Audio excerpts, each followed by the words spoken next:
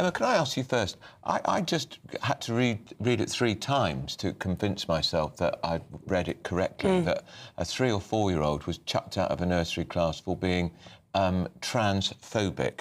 What 3 or 4-year-old even knows what transphobia means? Yeah, we've had a solid 5 years of pretty crazy stories, and still somehow this manages to be up there.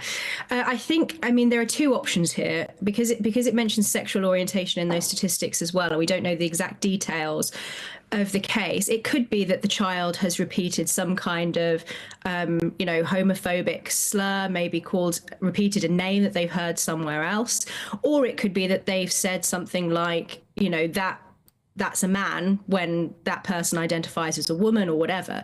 In either case, suspending the child is a completely inappropriate thing to do. And I think what the real, deep concern is here is it's not just gentle indoctrination. It's also actually putting children at risk, because it's ascribing children moral agency to hold a child to account for basically making the kind of mistake that some adults would make. But it's also effectively teaching children to distrust their own instincts, distrust their own senses. And at such an important developmental age, particularly with toddlers who already have magical thinking, I think teaching them this kind of ideology, which is exceptionally contested, and then also holding them to account when they step on certain tripwires, as far as I'm concerned, this is child abuse.